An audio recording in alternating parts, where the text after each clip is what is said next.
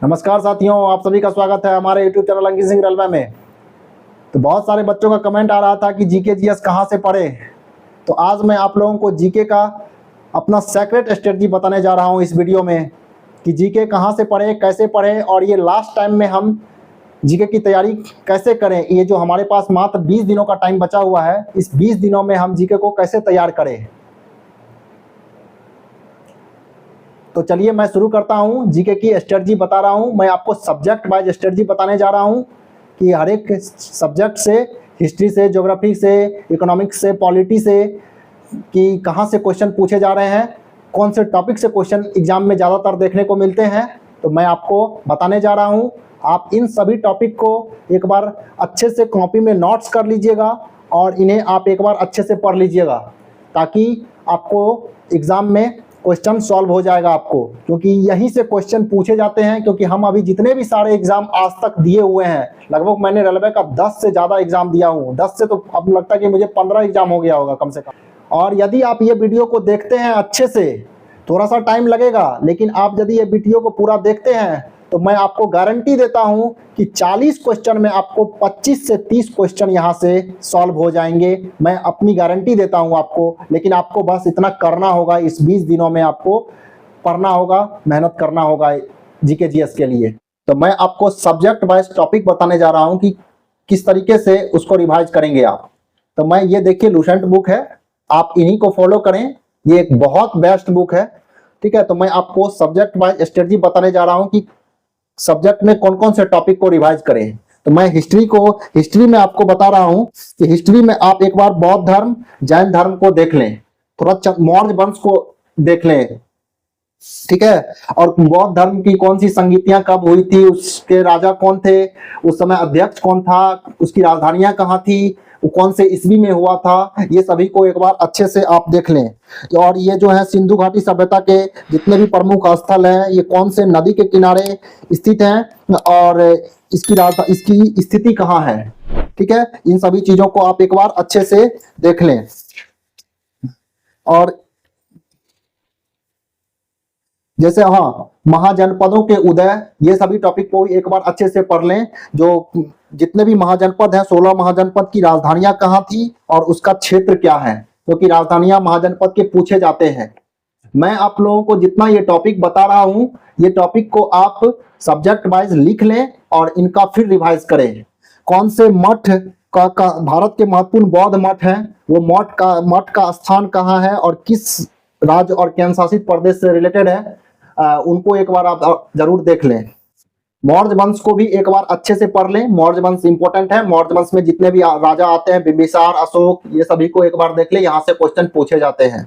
ब्राह्मण साम्राज्य में आप एक बार सातवाहन राजवंश को भी पढ़ लें। सातवाहन राजवंश से क्वेश्चन पूछे जाते हैं कि इसका संस्थापक कौन है। और इसमें एक सबसे बड़ा पॉइंट है कि इसमें सीसा के सिक्के चलाए गए थे, जो सातवाहन राजवंशी चलाए थे। तो यहाँ से क्वेश्चन पूछे जाते हैं, एक बार इनको पढ़ लें। उसके बाद कुषाण वंश, इसको एक बार आप पढ़ लें। कुषाण वंश से भी क्वेश्चन पूछे जाते हैं। कुजुल खटपिसेस इसके शासक थे, यहाँ से अच्छे क्वेश्चन बनते हैं।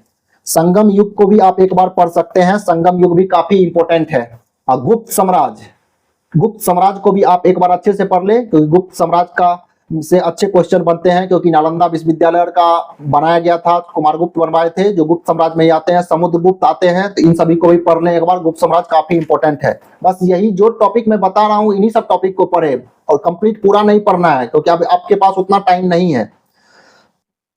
एक बार एक और इम्पोर्टेंट चीज, गुप्तकालीन प्रसिद्ध मंदिर हैं कुछ, जो गुप्त काल में बनाए गए थे, चाहे वो बौद्ध मंदिर हो या फिर भगवान शिव का मंदिर हो, उन सभी मंदिर को भी एक बार पढ़ लें। और उनका स्थान कहाँ है, कौन से जगह पे है, उन सभी चीजों को भी आप एक बार अच्छे से पढ़ लें। दक्षिण भारत के जितने भी राजवंश हैं, उसमें मेन एक इंपॉर्टेंट है विजयनगर साम्राज्य, जिसके संस्थापक थे हरिहर और बुक्का। उनको भी आप एक बार अच्छे से पढ़ लें, क्योंकि विजयनगर साम्राज्य से क्वेश्चन पूछे जाते हैं। मीडिएवल हिस्ट्री में आपको ज्यादा पढ़ने की जरूरत नहीं है, मात्र 2 से 3 क्वेश्चन पूछे जाएंगे। तो मैं आपको 1-2 टॉपिक बता रहा हूं कि सल्तनत काल और मुगल काल। सल्तनत काल को एक बार अच्छे से पढ़ ले। गुलाम वंश, खिलजी वंश, तुगलक वंश, ये सभी वंश को पढ़ ले। हाँ, एक चीज और कि ये जो है, जैसे गुलाम वंश का शासन कब से कब तक था, ये पढ़ ले। जैसे 1206 से 1290 तक गुलाम वंश चला था, तो यहाँ से डायरेक्ट क्वेश्चन देखने को मिलते हैं। कितने बार हम एग्जाम दिए हैं, हमको खुद टकराया है कि सैयद वंश का स्थापना, सैयद वंश का जो है शासनकाल कब से कब तक था, तो ये पूछे जाते हैं। तो यहाँ से आप एक बार इन चीजों को अच्छे से देख लें। मोहम्मद बिन तुगलक को, स्पेशली मोहम्मद बिन तुगलक को पढ़ ले आप, वहां से क्वेश्चन पूछे जाते हैं मोहम्मद बिन तुगलक से। विजयनगर साम्राज्य को एक बार अच्छे से पढ़ ले, यहाँ से क्वेश्चन बनते हैं विजयनगर साम्राज्य से। एक चीज और, जितने भी सारे वंश हैं, चाहे मौर्य वंश हो, हर्यक वंश हो, या जितने भी सारे वंश है, उनकी राजधानियां कहाँ हैं और उसके राजा कौन थे, इन सभी को भी पढ़ ले। यहाँ से डायरेक्ट क्वेश्चन मिलते हैं कि उनके राजधानी, इस राजा का राजधानियां कहाँ थे, इस वंश का राजधानी कहाँ थी और राजा कहाँ थे, यहाँ से डायरेक्ट क्वेश्चन बनते हैं। हम कितनी बार एग्जाम में देखे हैं, तो इनको एक बार ऑनलाइनर जरूर देख लें। और इन क्वेश्चन को आपको छोड़ना नहीं है, क्योंकि बहुत सारे इजी क्वेश्चन भी आप लोग एग्जाम में गलत करके आ जाते हैं, तो इन पे ध्यान देना, बेसिक क्वेश्चन को छोड़ना नहीं। भक्ति आंदोलन में भी आपको थोड़ा सा क्वेश्चन पढ़ लेना है, जैसे गुरु नानक हुआ, ठीक है, इन सभी चीजों को एक बार पढ़ लें। जहांगीर को और शाहजहां को स्पेशली आप एक बार पढ़ लें, यहाँ से क्वेश्चन बनते हैं, जहांगीर से और शाहजहां के शासनकाल से क्वेश्चन पूछे जाते हैं। बाबर द्वारा जितने भी युद्ध लड़े गए उनको भी एक बार पढ़ ले। खास करके पानीपत का तृतीय युद्ध से ज्यादा क्वेश्चन पूछे जाते हैं। हम बहुत सारे एग्जाम दिए हैं और वहां हमको टकराया है क्वेश्चन कि पानीपत के तृतीय युद्ध किनके किनके बीच में हुआ था, उनमें कौन जीता था। अब मैं आप लोगों को मॉडर्न हिस्ट्री के बारे में बताने जा रहा हूं। तो मैं आपको बताऊंगा कि मॉडर्न हिस्ट्री मात्र लूसेंट बुक में 10 पेज के अंदर ही है। आप पूरे मॉडर्न हिस्ट्री को एक बार अच्छे से थ्रूली पढ़ लें और जितने भी सारे इवेंट्स हुए हैं वो सभी इवेंट्स को डेट वाइज, मंथ वाइज और ईस्वी वाइज आप उसको अच्छे से याद कर लें, क्योंकि डायरेक्ट जो है ईस्वी से क्वेश्चन पूछते हैं डेट, मंथ और ईयर के साथ। जैसे कि दांडी मार्च कब हुआ था, तो 12 मार्च 1930 ईस्वी को हुआ था। ग्रुप डी में आया था, मेरे सेट में आया था कि जो दांडी मार्च के बाद कौन सी घटनाएं घटी थी और वो कब हुआ था, तो यहां से क्वेश्चन पूछे गए थे। तो आप इनको एक बार पूरा मॉडर्न हिस्ट्री को अच्छे से रिवाइज कर लें, कंप्लीटली पढ़ लें इनको अच्छे से, काफी इंपॉर्टेंट है ये एग्जाम के लिए मॉडर्न हिस्ट्री। और जब आप हिस्ट्री के लास्ट में देखेंगे तो कुछ बॉक्स में, रेड कलर के बॉक्स में बहुत सारे टॉपिक दिए हुए हैं। और मैं एक चीज बता दूं मॉडर्न हिस्ट्री में कि लास्ट में, जब हिस्ट्री लास्ट होता है एंसेंट, मेडिएवल और मॉडर्न के बाद, लास्ट में आपको बॉक्स में बहुत सारे चीज देखने को मिलेंगे। जो कांग्रेस के अधिवेशन है और जितने भी सारे धार्मिक, सामाजिक, राष्ट्रीय आंदोलन से संबंधित जितने भी संगठन और संस्थाएं थे उन सभी का स्थापना कब हुआ था और उनके संस्थापक कौन थे, उनको देख ले एक बार। जितने भी सारे कांग्रेस अधिवेशन हुए थे उन सभी कांग्रेस अधिवेशन को आप एक बार थोड़ी अच्छे से पढ़ ले, क्योंकि यहाँ से डायरेक्ट क्वेश्चन पूछे जाते हैं। और कौन से बुक को कौन सा लेखक और संपादक थे, इनको पढ़ लें।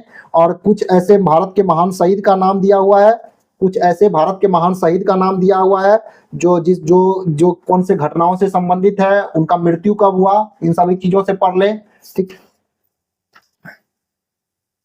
और जितना भी बुक छपा था उस टाइम में, भारतीय राष्ट्रीय आंदोलन के टाइम में, तो आप अभी उन सभी बुक को पढ़ ले। मतलब लास्ट में जितने भी सारे बॉक्स, रेड बॉक्स में दिए हुए हैं, आप उन सभी को एक बार अच्छे से हिस्ट्री में पढ़ लेना है। ये आपको काफी इंपॉर्टेंट रहने वाला है।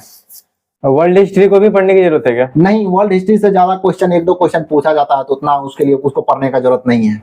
आप लोगों को अब मैं ज्योग्राफी के कुछ इंपॉर्टेंट टॉपिक बताने जा रहा हूं जो काफी इंपॉर्टेंट होते हैं, यहाँ से एग्जाम में क्वेश्चन पूछे जाते हैं। तो मैं आपको जो भी टॉपिक बताने जा रहा हूं सबसे पहले आप उनको कॉपी में नोट कर लीजिएगा, तो आप पढ़िएगा सीरियल वाइज, तो ही आपको फायदा होगा।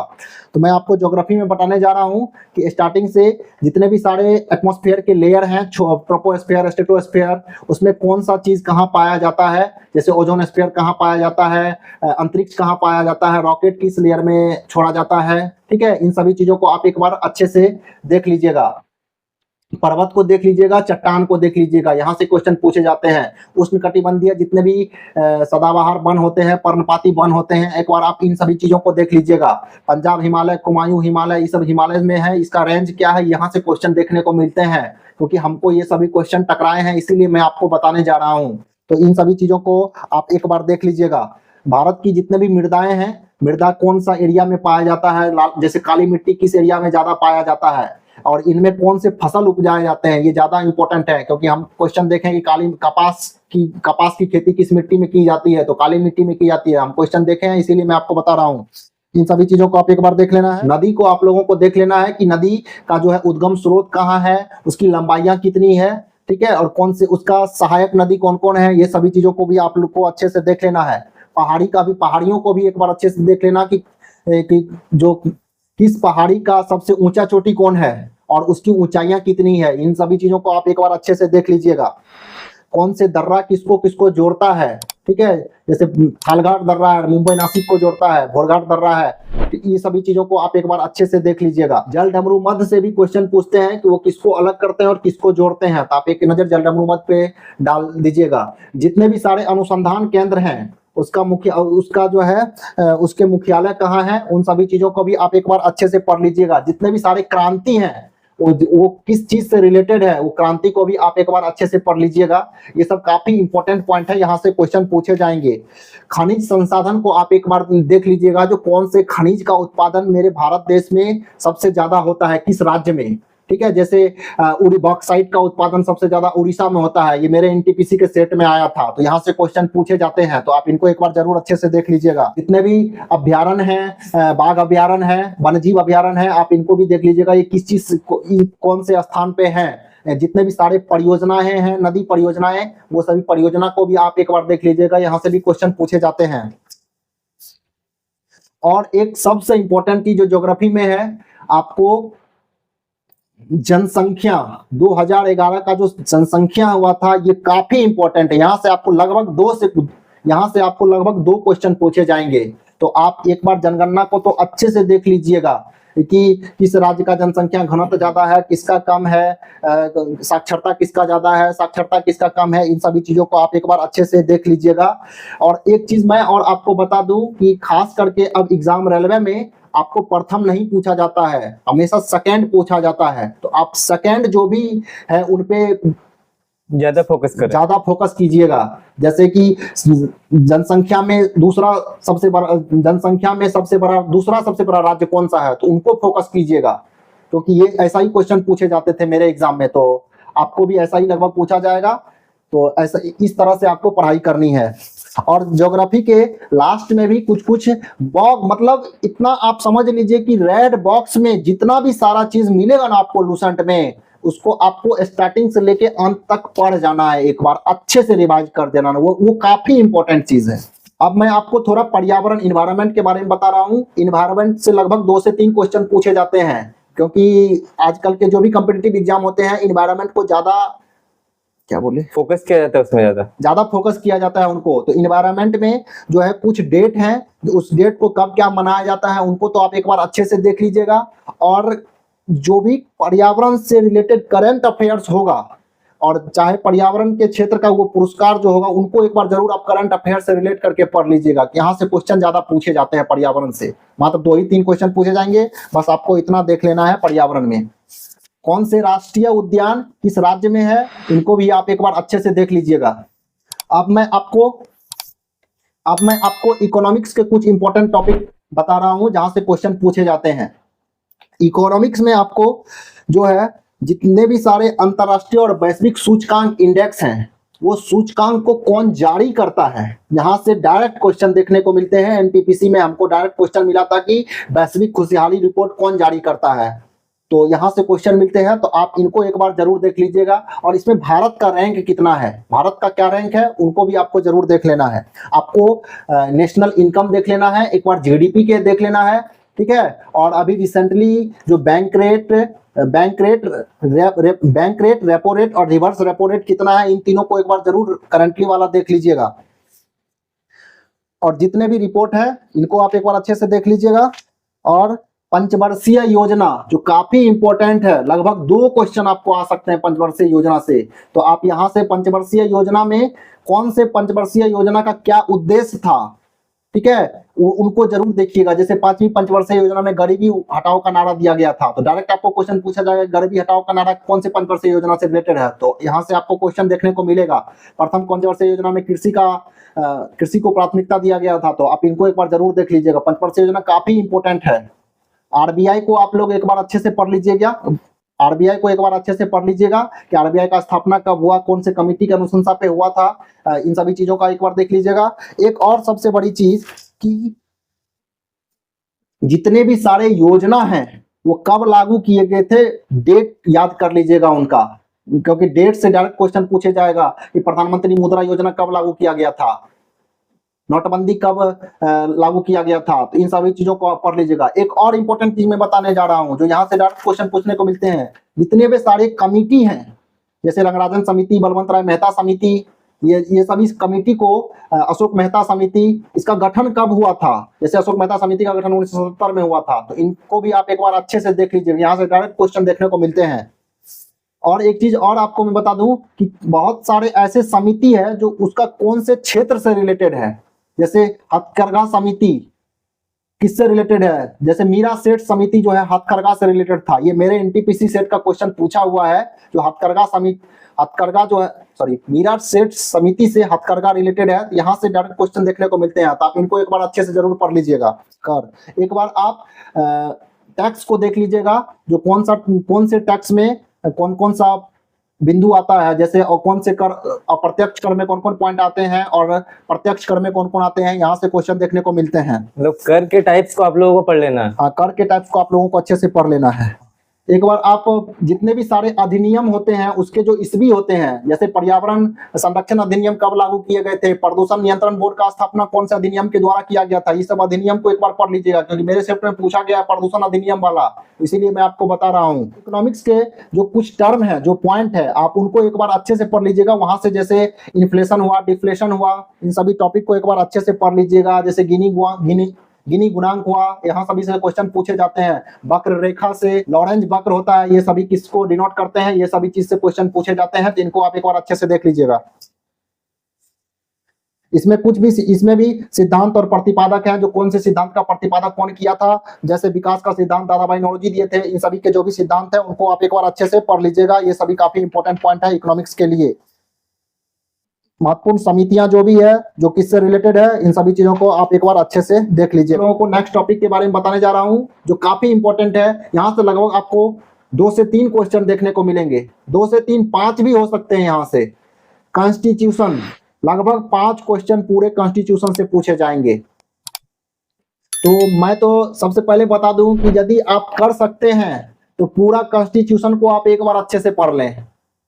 पूरा कॉन्स्टिट्यूशन इसमें काफी इंपॉर्टेंट है, और इस वीक डेट के साथ पढ़ लें। जैसे हमको पूछा गया था कि प्रारूप समिति का गठन कब हुआ था, डेट और मंथ और ईयर दे दिया था, 29 अगस्त 1947 को किया गया था।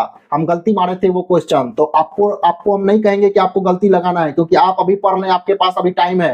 तो आप पूरा डेट वाइज एक बार इकोनॉमिक्स को अच्छे से पढ़ जाइए, और एक बार आर्टिकल्स, जितने भी 395 आर्टिकल्स हैं, उसके जितने भी भाग हैं, जितने भी अनुसूचियां हैं, उन सभी को एक बार अच्छे से पढ़ लें और पूरे आर्टिकल्स पढ़ लें। और आर्टिकल्स में भी अब डीपली आर्टिकल्स पूछे जाते हैं। अब वो पहले पूछ देता था कि आर्टिकल 14 में समानता का अधिकार दिया हुआ है, तो अब वो सब रेयर केस आ जाए आपके शिफ्ट में तो बहुत अच्छा है, नहीं तो अब डीपली आर्टिकल्स पूछे जाते हैं। जो 243 का जी पूछ दिया जाता है, 243 का ई पूछ दिया जाता है, तो आपको वो सभी चीजों पे फोकस रखना होगा। एक बार आप पॉलिटी को अच्छे से पढ़ ले कंप्लीटली पूरा। तो मैं आप लोगों को टॉपिक रिमाइंड करा देता हूँ, कुछ इंपॉर्टेंट टॉपिक जो हमारे भारतीय संविधान में बहुत सारे टॉपिक कौन देशों के संविधान से लिया गया है, एक बार आप उनको देख लें। जितने भी सारे अनुच्छेद हैं, अनुच्छेद कौन से भाग में हैं और कितने से कितने तक वो रिलेटेड हैं और कौन से अनुच्छेद में है, कंप्लीट अनुच्छेद को पढ़ लें। अनुच्छेद से लगभग 2 से 3 क्वेश्चन पूछे जाएंगे आपके एग्जाम में। और जितने भी सारे संशोधन है, जैसे 42वां संविधान संशोधन 1976, ये काफी इंपॉर्टेंट है। 44वां संविधान संशोधन, ये काफी इंपॉर्टेंट है। 61वां संविधान संशोधन, ये काफी इंपॉर्टेंट है। ठीक है, 7वां संविधान संशोधन, ये सभी काफी इंपॉर्टेंट है। तो आप इन एक बार संशोधन को भी अच्छे से पढ़ ले। कुछ ऐसे संशोधन है जो यहाँ से क्वेश्चन आपको डायरेक्ट क्वेश्चन पूछे जाएंगे। 12 अनुसूचियां हैं, तो उन 12 अनुसूचियां को भी आप एक बार अच्छे से रट लें कि 12 अनुसूचियां में कौन कौन से टॉपिक आते हैं, कितने से कितने अनुच्छेद तक आते हैं। तो लगभग आप एक बार अच्छे से पूरा कॉन्स्टिट्यूशन को पढ़ लें। आप स्टैटिक जीके का पार्ट्स जो काफी इंपॉर्टेंट है आपके एग्जाम के लिए, स्टैटिक जीके से लगभग आपको 10 से 12 क्वेश्चन पूछे जाएंगे, जिसमें कला संस्कृति से रिलेटेड होगा, यूनेस्को साइट से रिलेटेड होगा। संस्कृति में डांस पूछे जाएंगे, त्योहार पूछे जाएंगे, जितने भी सारे महोत्सव है वो पूछे जाएंगे, वो कौन से राज्य से रिलेटेड है वहां से पूछे जाएंगे।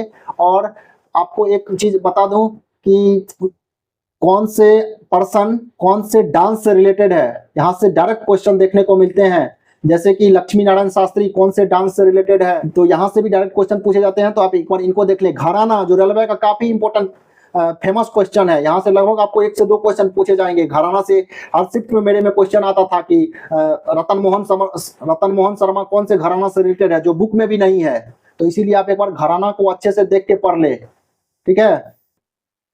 ये घराना काफी इंपॉर्टेंट है। और हाँ एक चीज और भारत के सांस्कृतिक संस्थान और कुछ स्थापना वर्ष हैं, जैसे एशियाटिक समाज है, संगीत नाटक अकादमी है, संगीत कला अकादमी है, साहित्य अकादमी है, राष्ट्रीय ललित कला अकादमी है। इनका स्थापना कब हुआ था, तो इन सभी चीज का पूरा इसभी एक बार आप अच्छे से देख लें। कौन से पुरस्कार का स्थापना कब हुआ था वहां से देख लें। जैसे व्यास सम्मान में एग्जाम में पूछा गया था कि 1991 में उसका स्थापना हुआ था, तो आप इनको एक बार अच्छे से देख लें। तो ये सभी चीज आप कला संस्कृति में एक बार अच्छे से देख लें। यूनेस्को साइट को अच्छे से देख लें। जितने भी भारतीय महापुरुष के उपनाम दिए गए हैं, उन सभी उपनाम को एक बार अच्छे से देख लें। जितने यूएनओ को आप एक बार अच्छे से पढ़ लें, यूएनओ से भी क्वेश्चन बनते हैं। उसके यूएनओ में बहुत सारे ऐसे संगठन हैं जिसका मुख्यालय कहाँ, जैसे ILO हुआ, WTO हुआ, इन सभी चीज का आप एक बार मुख्यालय देख लें कहाँ से है, तो यहाँ से भी क्वेश्चन पूछे जाते हैं। तो इतना ये सभी चीज आप करें। खेल खिलाड़ी के बारे में मैं आपको बताने जा रहा हूँ कि कौन से खिलाड़ी किस खेल से संबंधित है, कौन सा कप किस खेल से संबंधित है, ये सभी चीज पूछे जाते हैं। तो आप इन सभी चीजों को भी एक बार अच्छे से पढ़ लें। साइंस एंड टेक्नोलॉजी से लगभग आपको 1 से 2 क्वेश्चन देखने को मिल सकते हैं कि जितने भी सारे परमाणु अनुसंधान है, परमाणु रिएक्टर है, इसका गठन, इसकी स्थापना कब हुई थी, इसको लॉन्च कब किया गया था, जितने भी सारे प्रक्षेपास्त्र है, बैलिस्टिक मिसाइल हैं, इन सभी चीजों को भी आप एक बार अच्छे से देख लें। जितने भी परमाणु विद्युत गिरी है, भारत का पहला परमाणु विद्युत गिरी कौन था, जैसे तारापुर था, सबसे पहला परमाणु रिएक्टर अप्सरा था, इन सभी चीजों को देख लें। और ईस्वी के साथ देख लें कि ईस्वी कौन से ईस्वी में ये लॉन्च किया गया था, क्योंकि ये भी पूछा जाता है। जितने भी सारे भारत के इसरो हैं, DRDO हैं, इन सभी चीजों को भी आप एक बार अच्छे से देख लें कि उसका गठन कब हुआ था और उसका रिसेंटली अभी वर्तमान अध्यक्ष कौन है। इन सभी चीजों को आप एक बार अच्छे से पढ़ ले। साइंस में आपको लगभग 4 से 5 क्वेश्चन देखने को मिलेंगे। तो मैं तो आपको नहीं कहूंगा कि पूरा साइंस आप पढ़ें, क्योंकि अब आपके पास उतना टाइम नहीं है, लेकिन हाँ कुछ इंपॉर्टेंट टॉपिक हैं जो उनको आप लोग देख लें। जैसे विटामिन हुआ, कौन से विषाणु या जीवाणु से कौन से रोग होते हैं, इन सभी चीजों को आप एक बार अच्छे से देख लें। एक बार लाइट चैप्टर को आप लोग देख लें, वहां से डायरेक्ट क्वेश्चन को प्रकाश की परावर्तन से क्वेश्चन बनते हैं। तो आप यहाँ बस इन सभी चीजों को एक बार देख लें। कुछ केमिकल फार्मूला है जो इन सभी चीजों को आप एक बार अच्छे से देख लें। जैसे ग्लूकोज से क्वेश्चन पूछने को जैसे आया था ग्रुप डी में ही, या NTPC में आया था कि बैलेंस करने दे दिया था फोटोसिंथेसिस को। तो आप इन सभी चीजों को आप एक बार अच्छे से देख लें। सदिश राशि और अदिश राशि, यहाँ से भी क्वेश्चन बन सकते हैं कि कौन सदिश राशि में आता है, कौन अदिश राशि में आता है। तो यहाँ भी आप एक बार अच्छे से देख लें। आप एक बार पीरियोडिक टेबल को देख लीजिएगा, वहां से क्वेश्चन डायरेक्ट पूछते हैं। परमाणु क्रमांक, परमाणु द्रव्यमान, यहाँ से भी पूछते हैं। घटते क्रम बढ़ते क्रम में किसका रेडियस क्या होगा, इन सभी चीजों का आप एक बार देख लीजिएगा। तो यहाँ से क्वेश्चन बनते हैं। जैसे हमको कोबाल्ट का परमाणु संख्या पूछा था NTPC में, तो आप इन सभी चीजों को देख सकते हैं, यहाँ से क्वेश्चन बन सकते हैं। परमाणु संख्या, द्रव्यमान संख्या भी पूछा जाता है। द्रव्यमान संख्या को भी आपको रिलेट करके उसको याद रखना है। और 18 में जो भी तत्व आते हैं 10 जो है helium, neon, xenon, radon, krypton, इनको आप एक बार देख लें, इनसे क्वेश्चन पूछे जाते हैं। WBC, RBC को भी आप एक बार देख लीजिएगा। मस्तिष्क से रिलेटेड जितना भी सारे क्वेश्चन, जैसे सेरिबेलम, सेरिब्रम, मेडुला ऑब्लांगाटा, यहाँ से क्वेश्चन बनते हैं। तो आप एक बार इन सभी टॉपिक को एक बार अच्छे से देख लीजिए। इसके लिए PYQ question, previous year question भी आप एक बार देख लीजिए। अब मैं एक चीज और बता दूं, इतना कुछ करने के बाद आपको लुसेंट बुक के लास्ट में मिसलेनियस चैप्टर है, विविध चैप्टर है, आप उन्हें एक बार थोरली लर्न कर लीजिएगा। तो आपका जीके कंप्लीट हो जाएगा। यदि आप इतना कर लेते हैं तो मुझे विश्वास है कि आप 40 नंबर में 30 नंबर ले आ पाएंगे। यदि आप इतना एग्जाम तक कर लेते हैं तो जीके में मेरा गारंटी है कि आपको 30 नंबर आएगा तो आएगा।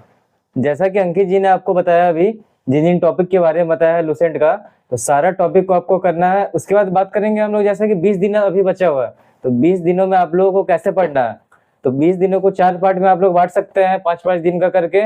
और 5 दिन में आप लोग को सिलेक्ट करना होगा इतने टॉपिक को मुझे खत्म करना है। जैसे हिस्ट्री को आप टारगेट करते हैं तो पूरा हिस्ट्री आपको 2 या 3 से दिनों में खत्म करने होंगे। फिर 2-3 दिनों में मिसलेनियस खत्म करने होंगे, 2-3 दिनों में साइंस में खत्म करने होंगे। इस तरह से आप लोग को 20 दिनों को डिवाइड कर देना है। उसके बाद बात करते हैं और कैसे कंप्लीट करें। तो सबसे पहले प्रीवियस ईयर क्वेश्चन जितने रेलवे अभी पूछे गए हैं उनको भी आपको कंप्लीट कर लेना है। और जैसा कि अभी 2024 में आपका एग्जाम हुआ है एसआई का, रेलवे आरपीएफ एसआई का, कांस्टेबल का या फिर एएलपी टेक्नीशियन जो भी हुआ है, उन सभी क्वेश्चन को आप लोगों को कंप्लीट कर लेना है, क्योंकि उनसे आप लोगों को पता चलेगा आइडिया कि कैसा क्वेश्चन पूछा जा रहा है। बाकी इन टॉपिक को तो कंप्लीट करना ही है। उसके बाद आप लोगों को मेन आता है कि टॉपिक को खत्म करने के बाद आप लोगों को टेस्ट लगाना है, मॉक टेस्ट। तो मॉक टेस्ट के लिए आप लोग टेक्स्ट बुक का यूज कर सकते हैं, क्योंकि टेक्स्ट बुक में बहुत सारे सेक्शनल टेस्ट भी दिए जाते हैं और साथ ही पीवाईक्यू भी दिए जाते हैं। जैसा कि टेक्स्ट बुक में आप लोग का सेक्शनल टेस्ट दिया जाता है, तो आप लोग को जितने भी टॉपिक कंप्लीट किए हैं उसका सेक्शनल टेस्ट देना है। उसके बाद आप लोग करंट अफेयर को भी पढ़ना है। तो करंट अफेयर के बारे में थोड़ा बता दीजिए बच्चों को। करंट अफेयर्स के लिए मैं बता दूं कि बच्चों, बहुत सारे बच्चों को डाउट है कि करंट अफेयर्स कितने दिनों का हम पढ़ें। तो करंट अफेयर्स के लिए आप कम से कम 1 साल का करंट अफेयर्स आपको पढ़ना होगा, क्योंकि रेलवे 1 साल का करंट अफेयर्स पूछती है। जो भी रिसेंटली 1 ईयर का वीडियो होगा, जैसे करंट अफेयर्स में रवि सर डाले हुए हैं पिछले 6 मंथ के करंट अफेयर्स, तो आप एक बार उनको देख लें, क्योंकि करंट अफेयर्स से लगभग आपको 10 से 12 क्वेश्चन देखने को मिलेंगे। और उसको कंप्लीट करने के बाद, करंट अफेयर को कंप्लीट करने के बाद आप लोगों को पूरा मॉक टेस्ट लगाना है, एकदम सेक्शनल टेस्ट लगाना है करंट अफेयर का। और उसमें आप लोगों को स्कोर को एनालाइज करना है। जैसा कि आप लोगों का 40 क्वेश्चन रहेंगे जीके जीएस के, तो आप लोग का उसमें कितना स्कोर आ रहा है, और जो भी स्कोर आ रहा है आप लोग उसको कमेंट में बताइए कि आपका कितना स्कोर आ रहा है। डेली का स्कोर बताइए। और डेली आप लोग अगर मॉक टेस्ट लगा रहे हैं, फुल मॉक टेस्ट लगा रहे हैं, सेक्शनल मॉक टेस्ट लगा रहे हैं, तो आप लोग कमेंट करके बताइए कि आप लोग का कितना स्कोर आ रहा है। बाकी अंकित जी ने जितना टॉपिक आप लोग को बताया है, इसको अगर आप लोग अच्छे से कंप्लीट कर देते हैं इन 20 दिनों में, तो 20 दिनों को आप लोग को मैनेज करना होगा। और आप लोग को कम से कम 10 से 12 घंटे की अभी पढ़ाई चाहिए, तभी आप लोग का एनटीपीसी का एग्जाम क्लियर होगा और आप लोग एक सरकारी नौकरी की ओर आगे बढ़ सकते हैं। एक चीज मैं और बता दूं आपको, यदि आप कर सकते हैं तो करंट अफेयर्स में रवि सर जो हैं अभी रिसेंटली जीके के 1000 करके 2 वीडियो लाए हैं जो 2-2 घंटे के हैं। तो आप उन्हें अपना स्पीड बढ़ा के लगभग देख सकते हैं, वहां से भी आपका जीके अच्छा क्लियर हो जाएगा, क्योंकि मैं भी उसे अभी देख रहा था। तो आप भी उन्हें कर सकते हैं। और देखिए, जैसा कि अभी करोड़ों बच्चों ने फॉर्म भरा है, तो एग्जाम जो है वो बहुत टफ होने वाला है, क्योंकि आपका कंपटीशन लेवल उनसे भी होने वाला है जो पहले से सिलेक्टेड है और जो अपने घर के पास आना चाहते हैं। तो आप लोगों को मेहनत अभी 10 से 12 घंटा एकदम पर डे देना होगा, ये लास्ट में बच्चे कुछ दिनों में।